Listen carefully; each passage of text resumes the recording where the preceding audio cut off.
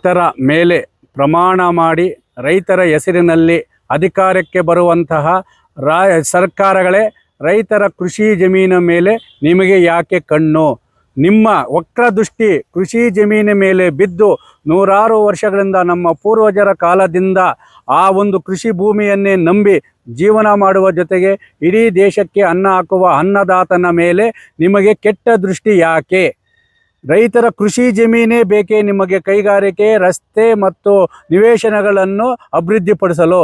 ನಿಮ್ಮ ಸರ್ಕಾರಗಳಲ್ಲಿರುವಂತಹ ಸರ್ಕಾರಿ ಗೋಮಾಳ ಜಮೀನುಗಳನ್ನು ಸಾವಿರಾರು ಎಕರೆ ಇವತ್ತು ನಿಮ್ಮ ಫಾಲೋವರ್ಸ್ ಇರ್ಬೋದು, ನಿಮ್ಮ ರಾಜಕೀಯ ಬೆಂಬಲಿಗರು ಇರ್ಬೋದು, ರಿಯಲ್ ಎಸ್ಟೇಟ್ ಉದ್ಯಮಿಗಳು ರಾಜ್ಯಾರೋಷವಾಗಿ ಒತ್ತುವರಿ ಮಾಡಿಕೊಂಡು ಇವತ್ತು ಕೋಟಿ ಕೋಟಿ ಲೆಕ್ಕದಲ್ಲಿ ನಿವೇಶನಗಳು ಮಾರಾಟ ಮಾಡ್ತಾ ಇದ್ದೀರಲ್ಲ, ಅದನ್ನು ತೆರವುಗೊಳಿಸಲು ಯೋಗ್ಯತೆ ಇಲ್ಲದಂತಹ ಸಣ್ಣ ಕೈಗಾರಿಕಾ ಮಂತ್ರಿಗಳೇ, ಎಂ ಬಿ ಪಾಟೀಲ್ ಅವರೇ, ಮುಖ್ಯಮಂತ್ರಿಗಳೇ, ಕಂದಾಯ ಮಂತ್ರಿಗಳೇ, ಉಸ್ತುವಾರಿ ಸಚಿವರೇ, ನಾವು ಹೇಳ್ತಾ ಇದ್ದೀವಿ, ದೇವನಹಳ್ಳಿ ತಾಲೂಕಿನ ಚನ್ನರಾಯಪಟ್ಟಣ ರೈತರ ಹೋರಾಟ ಐತಿಹಾಸಿಕವಾಗ್ತಾ ಇದೆ. ನಮ್ಮ ಪ್ರಾಣವನ್ನು ಬೇಕಾದ್ರೆ ಕೊಡ್ತೀವಿ, ನಮ್ಮ ಕೃಷಿ ಭೂಮಿಯನ್ನು ಕೊಡಲ್ಲ ಅಂತೇಳಿ 3 ವರ್ಷಗಳಿಂದ ಸತತವಾಗಿ 1180 ದಿನಗಳನ್ನು ಇದೇ ತಿಂಗಳು ಜೂನ್ 25ಕ್ಕೆ ಪೂರೈಕೆ ಮಾಡುವ ಮುಖಾಂತರ ನಮ್ಮ ಕೃಷಿ ಭೂಮಿಯನ್ನು ಯಾವುದೇ ಕಾರಣಕ್ಕೂ ಬಿಡಲಿಲ್ಲ. ನಮ್ಮ ಪ್ರಾಣವನ್ನು ಬೇಕಾದರೂ ಒತ್ತೆ ಇಡ್ತೀವಿ ಅಂತೇಳಿ ನಿರಂತರವಾಗಿ ಐತಿಹಾಸಿಕ ಹೋರಾಟ ಮಾಡುತ್ತಿದ್ದರು. ಅಲ್ಲಿನ ಜನಪ್ರತಿನಿಧಿಗಳಿಗೆ ಏನು ಕಣ್ಣಿದ್ದು ಕುರುಡರಾಗಿ, ಕಿವಿಯಿದ್ದು ಮೂಕರಾಗಿ, ಬಾಯಿದ್ದು ಕಿವುಡರಾಗಿ ನೀವು ಇದು ಮಾಡ್ತಾ ಇದ್ದೀರಾ? ನಿಮಗೆ ನಾಚಿಕೆ ಮಾನ ಮರ್ಯಾದಿಲ್ವಾ? ನಮ್ಮ ಮೇರು ನಟ ಡಾಕ್ಟರ್ ರಾಜ್ಕುಮಾರ್ ಅವರು ಒಂದು ಹೇಳಿದರು, ಮೀಸೆ ತಿರುವಿ ಕುಣಿಯೋದೆಲ್ಲ ಏನಾದರೂ, ರೈತರ ಕೆಣಿಕೆ ಮರೆಯೋದರೆಲ್ಲ ನೀವೇ ಏನಾದರೂ, ನೀವು ಯಾವ ಲೆಕ್ಕ ಹೇಳಿ ಸರ್ಕಾರವೇ? ಈ ನಿಜವನ್ನು ತಿಳಿದಾಗ ನೀವು ಉಳಿಯುವೆ ಇಲ್ಲ ಮಣ್ಣು ಮುಕ್ಕುವೆ ಎಂಬ ಅವರ ಹಾಡೇ ಇವತ್ತು ನಮಗೆ ಪ್ರೇರೇಪಣೆ ಆಗ್ತಾ ಇದೆ ಹೋರಾಟಕ್ಕೆ. 80ರ ದಶಕದ ಪ್ರೊಫೆಸರ್ ನಂಜುಂಡಸ್ವಾಮಿಯವರ ಹೋರಾಟ ಮತ್ತೆ ಬರ್ತಾ ಇದೆ.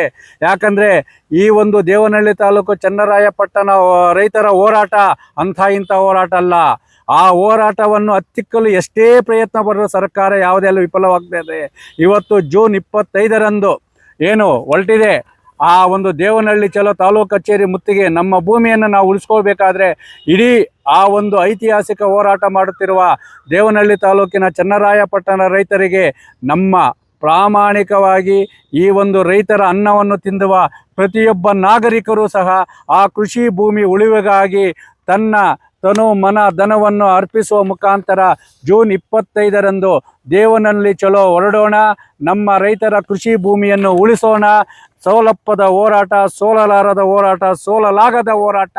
ಈ ರೈತರ ತಾಕತ್ತು ಏನಂತೇಳಿ ಏನು ಕೈಗಾರಿಕಾ ಮಂತ್ರಿಗಳಿಗೆ, ಕೈಗಾರಿಕೋದ್ಯಮಗಳಿಗೆ ಮತ್ತು ಇಲ್ಲಿನ ಸರ್ಕಾರಗಳಿಗೆ ನಾವು ಎಚ್ಚರಿಕೆಯ ದಿನವನ್ನು ಆಚರಿಸಿ ಮಾಡುತ್ತಿರುವಂತಹ ಜೂನ್ 25ರ ಈ ಒಂದು ದೇವನಹಳ್ಳಿ ಚಲೋ ಹೋರಾಟಕ್ಕೆ ರಾಜ್ಯದ ಮೂಲೆ ಮೂಲೆಯಿಂದ ಸ್ವಯಂ ಪ್ರೇರಿತವಾಗಿ ಬಂದು ನಮ್ಮ ರೈತರ 1180ನೇ ಹೋರಾಟವನ್ನು ಯಶಸ್ವಿಗೊಳಿಸೋಣ. ಕೃಷಿ ಭೂಮಿಯನ್ನು ಉಳಿಸೋಣ. ರೈತರ ತಂಟೆಗೆ ಬಂದರೆ ಸರ್ಕಾರವನ್ನು ಉರುಳಿಸುವಂತಹ ಎಚ್ಚರಿಕೆಯನ್ನು ನೀಡೋಣ ಅಂತೇಳಿ ರಾಜ್ಯದ ಎಲ್ಲ ಮೂಲೆ ಮೂಲೆಯ ರೈತರಿಗೆ ನಾವು ಕರೆ ನೀಡುವ ಮುಖಾಂತರ ನಮ್ಮ ಕೋಲಾರ ಜಿಲ್ಲೆಯಿಂದಲೂ ಸಹ ಜೂನ್ 25ರಂದು ದೇವನಹಳ್ಳಿ ಚಲೋ ಹೋರಾಟಕ್ಕೆ ಕನಿಷ್ಠ 500 ಮಂದಿ ರೈತರೊಡನೆ ನಮ್ಮ ಹೋರಾಟದ ಬೆಂಬಲವನ್ನು ಸೂಚನೆ ಮಾಡ್ತಾ ಇದ್ದೀವಿ.